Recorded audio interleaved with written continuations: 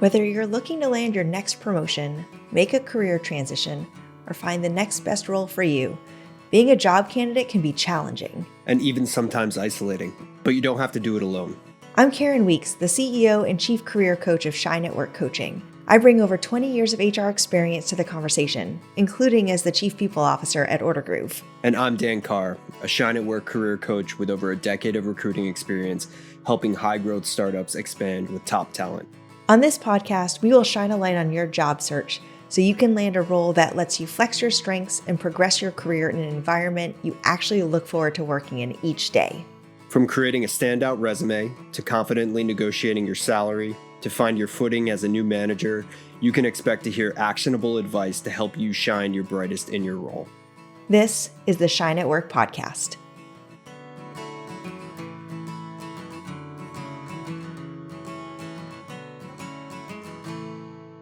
Hi, everybody. Welcome back to another episode of Shine at Work. I am Karen Weeks, and as always, I'm here with my amazing co-host, Dan Carr. Hello, Dan. Hello, good to see you, my friend. Good to see you as well. We had to take last week off because I was actually traveling and got to see Dan in person, which is always so exciting. But that meant that recording a podcast wasn't in the mix. But we are back. And today we are going to talk about something that's come up for each of us in our own careers, but then also we've been talking to our clients about as well around, should I consider a contractor role? So first, I just want to take a step back and put my little HR hat on and talk about what contractor versus full-time employer means. And then we can kind of share our own experiences with it and we'll sort of dive in. But I know this can sometimes mean different things to different people. So in theory, and I won't get into the legalese because no one wants to hear me go down that path. But in theory, a contractor is either short-term. It means that you're doing work for this company, but they don't dictate it to the level that a full-time employee usually does. Maybe you've got flexibility in your schedule or how you go about a project. It's really about bringing an expert in to do some work that they don't have in-house or need additional help. You don't have benefits. It's usually like an hourly or like a retainer. So we can talk about why there are pros and cons to that, but that's sort of what we're talking about here is you're not going to be a full-time employee for a variety of reasons. And so you want more flexibility, or maybe the company wants more flexibility in the role. Dan, especially on the recruiting side, when you've recruited for contractors, anything else that we should sort of like call out, just sort of the difference between the two before we get started? No, I think you pretty much, yes, there's a lot of like nuances to this, but in general, especially being in-house recruiter, it's usually you have a fairly specialized project that you don't foresee needing a particular skill set beyond the end of that project, and you want to be able to bring someone in that can focus just on that, and hammer it out for you like in a certain period of time, generally. Yeah. Or sometimes it might be that there's a lot of work to be done and they just need some additional help for the time being. Like you've even seen that either as an HR person or as a recruiter, like we've got a bunch of roles we got to fill. So we just need someone to come in and help us fill them. But I think this is where it starts to talk about then why would I want to take that opportunity if I'm looking for a job? So as we sort of talk to some of our clients about this who have thought about, is this the right next step for me? It kind of ties back into what we were talking about a few weeks ago around sometimes it might be taking too long to find a full-time role. So this could be sort of a stopgap of something to do in the short term, build up your resume, continue to kind of show that you're working while you look for something full-time. Yep. It's usually, I've personally done it in my own career, and why I've done it and the value that I've seen is number one, it's just a great way to expose yourself to all different types of companies, different types of business models, different types of leadership styles. You can kind of come in, work, utilize your special skill set, but also get this exposure to a wider array of different types of companies and the nuances, and sort of along the way make your checklist of, if your ultimate goal is to find something full time, really think through of like, I like this at this company, this wasn't so great, and start to hone in on what you particularly find valuable in a company, or what you want that end result to be for you when you finally do land in a full-time experience. Yeah, and it was really interesting because one of our clients, it gave both parties a chance to sort of try it out. So she was coming for a bigger company and she wanted to move up to a startup. And it sort of gave her the chance to say, like, do I really want to be in a startup? Is this really what I think it's going to be?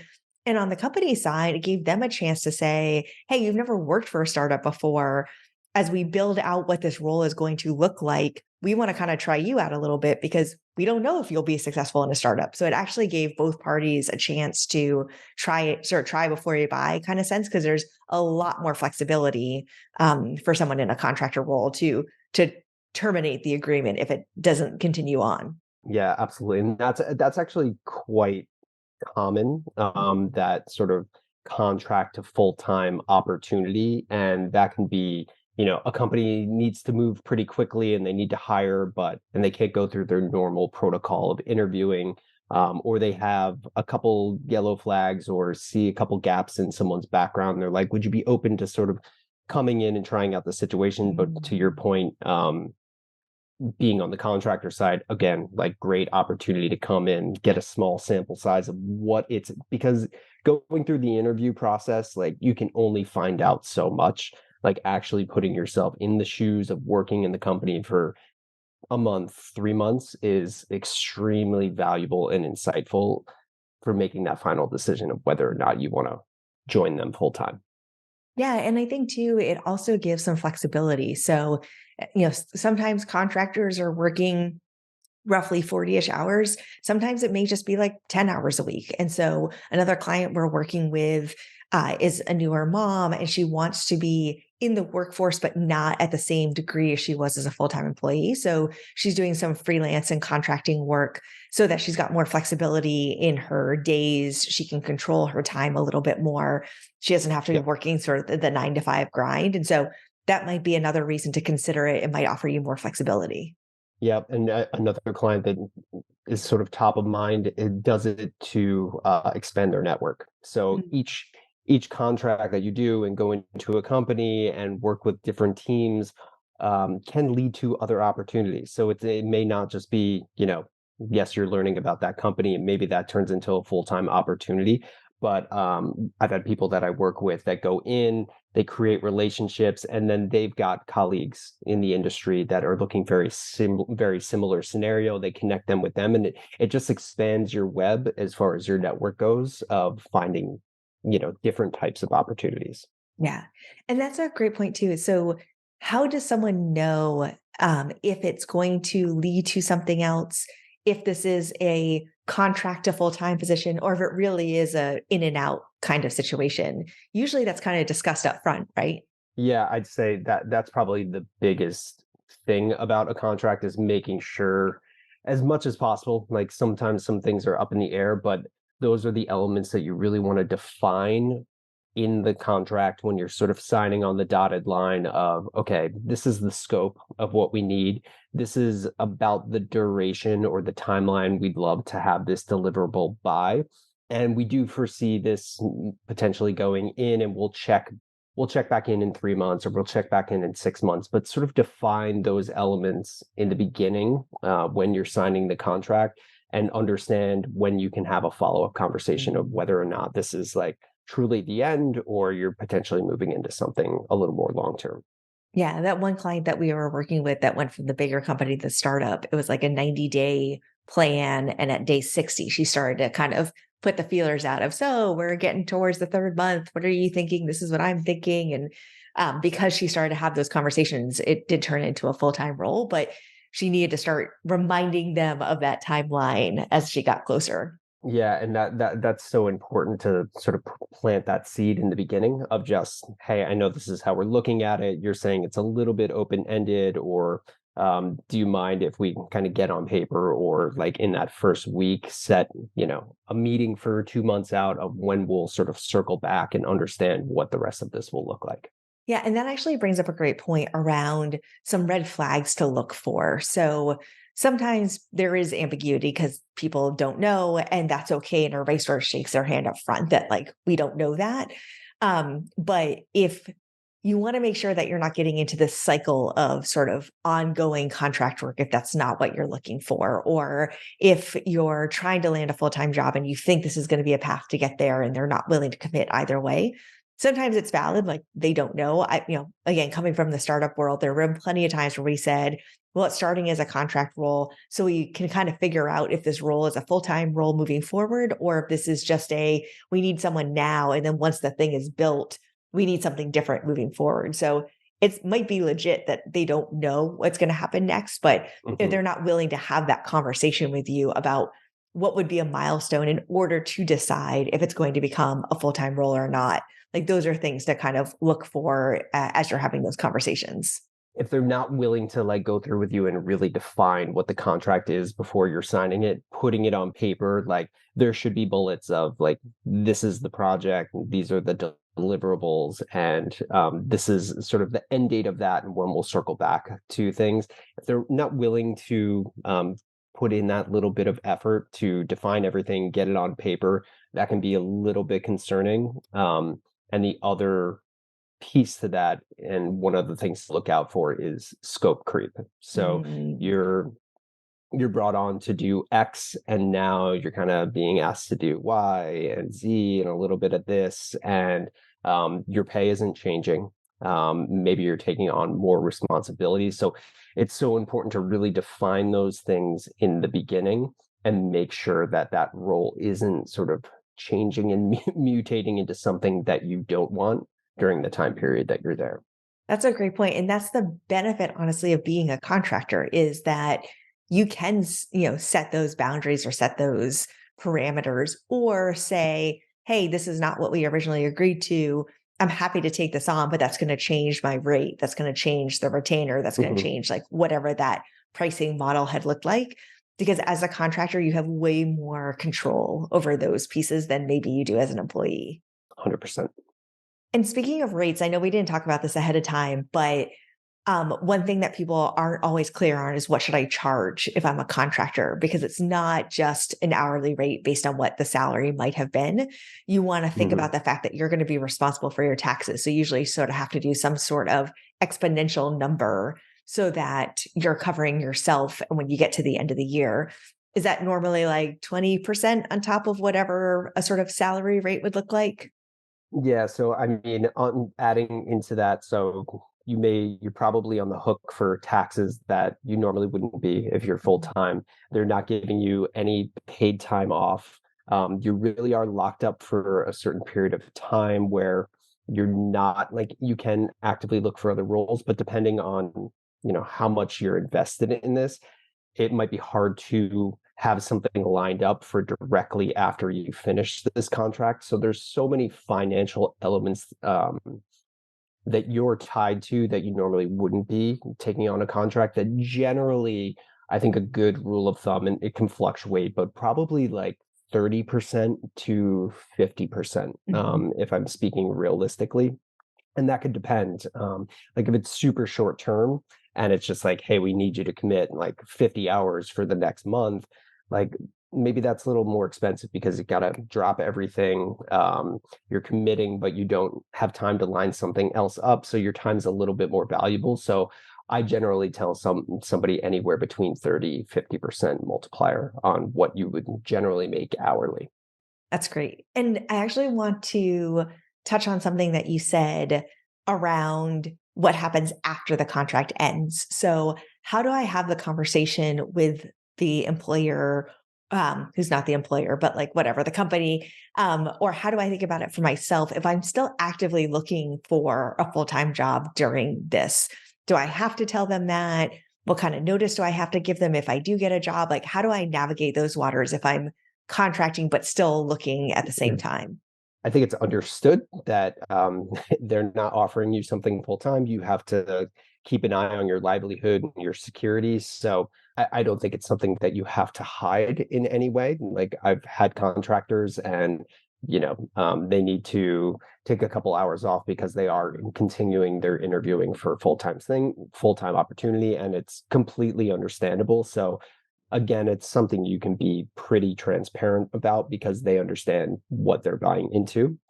Generally, And again, this depends on the duration, but if you are interviewing for something full time, you would probably share with them that you are contracting somewhere else. And if you've only got 3, 4 weeks, seeing if they're open and flexible that you finish your commitment with the contract, or vice versa. If it's long, you'd probably try and give the normal like standard 2 weeks within the contract, and then start your new full-time opportunity. Sorry, I Yeah. bumbled that. It's all good.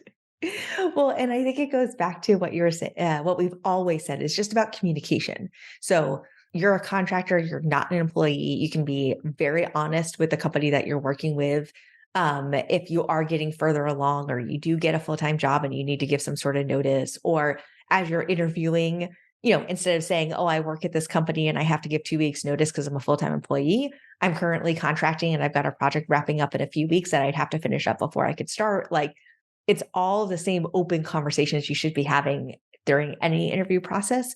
And if at any point someone responds to it in a way that doesn't feel right to you, that's giving you another data point about, do I want to be working with that company, or do I want to be considering going to this other company? So it ties back to your values. Like, does this all connect and does this feel right? And if they react differently than you would expect, that tells you something. 1,000%. But you hit the nail on the head. Just be transparent, because back to our earlier conversation of, this can expand your network. This is not a bridge you want to burn. So sort of each pass, like, let them know that I'm obviously going to be continuing to interview for full-time opportunities. And then as you're going through those and interviews, but you're contracting, share with them sort of where you're currently at, what your timelines might look like, and just be open and honest. Everyone, for the most part, has navigated these types of situations, and they'll be happy to work with you one way or another. Yeah. And so I want to flip that conversation to another direction and say, another thing we've talked to some people about are, if you're interviewing and you get the feedback of, "Oh, we decided to put this role on hold, or we're still trying to figure out what this role is going to look like, so we're actually not going to hire someone," or whatever that kind of reasoning is.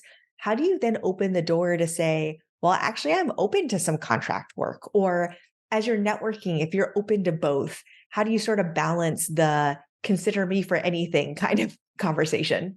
Be open and honest with whoever's delivering that information to you. And it can always just be, hey, I made a decision to interview here because I'm really excited about the company and the opportunity to get a foot in the door. So if you're looking for someone, or a contract is something that you would be much more comfortable with, I'm totally open with that. I wouldn't really, the paramount idea in this my decision making process is joining a great company, or being a part of a great company. So figuring out how that works for both sides, I'm open to that, and sharing that if it's with the recruiter or the hiring manager, sharing that information, they'll appreciate that. And even if they have to sort of take a step back, they'll have that in the back of their minds as a new opportunity, or a new way to sort of look at the situation.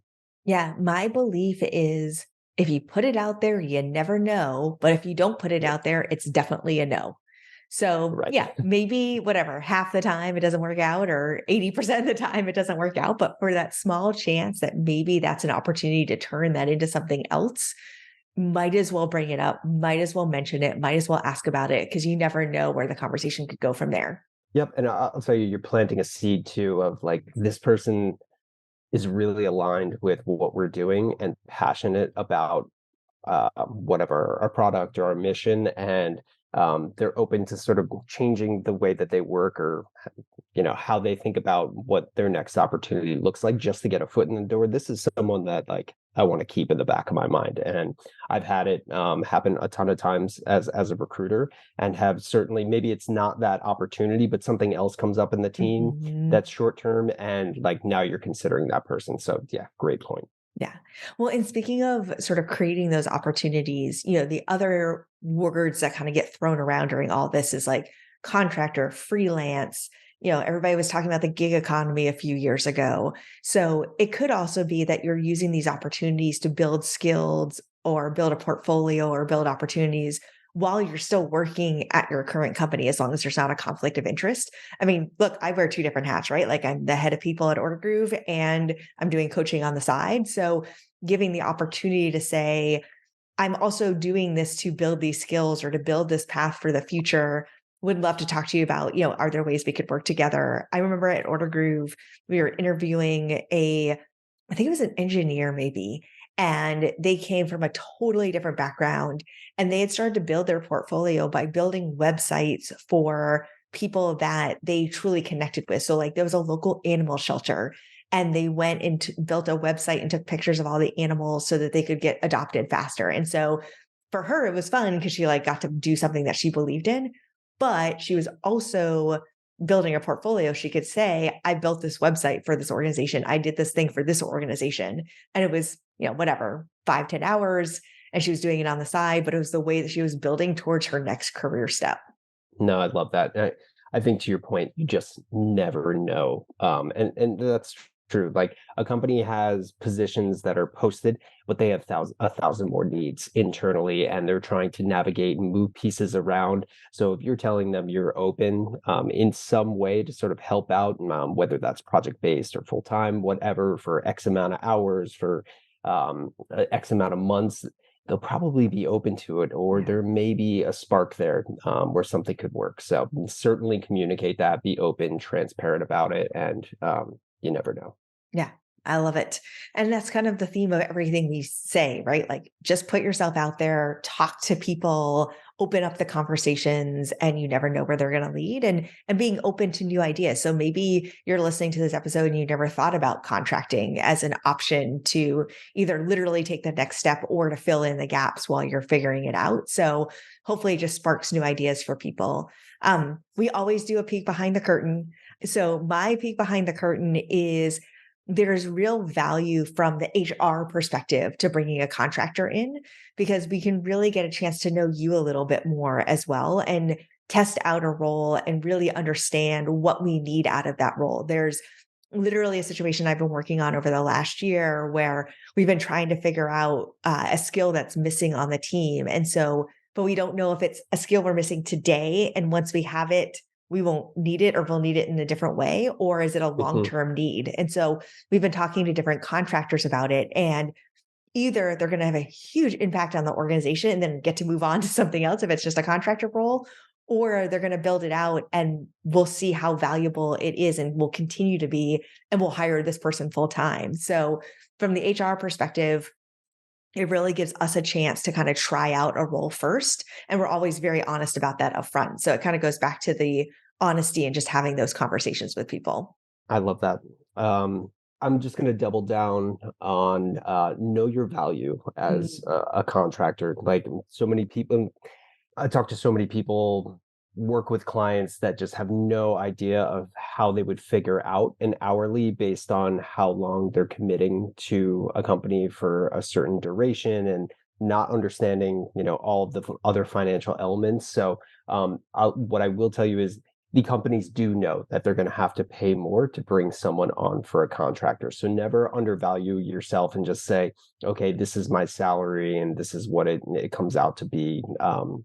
If I broke it down in an hourly fashion, they're prepared to pay more for the contract. So make sure that you're boosting those numbers up again, like 30 to 50% is a great starting point. Like put yourself in a safe space. Always be open to negotiation, but point is don't undervalue yourself, because they're going to be prepared to pay more for these situations. that's a great point. Yeah, things that you don't know until you have those conversations. So I'm so glad you Mhm. brought that up. Yeah.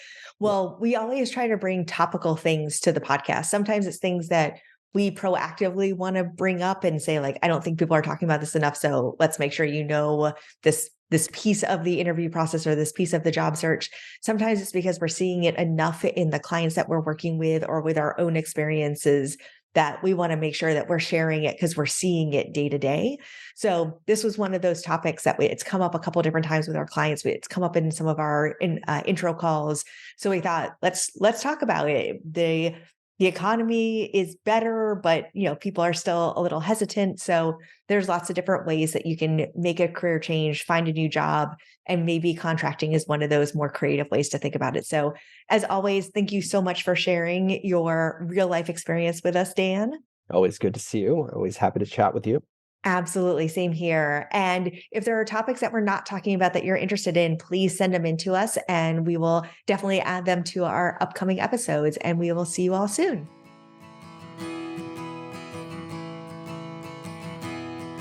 Thank you so much for listening to the Shine at Work podcast. If you enjoyed this episode, please leave us a review on Apple Podcasts or Spotify. And make sure to subscribe to our YouTube channel for the video versions of our episodes. To learn more about how you can work with Dan and I to make your next big career move, go to our website, shineatwork.net, or follow us on Instagram at shine_at_work. See you at the next episode.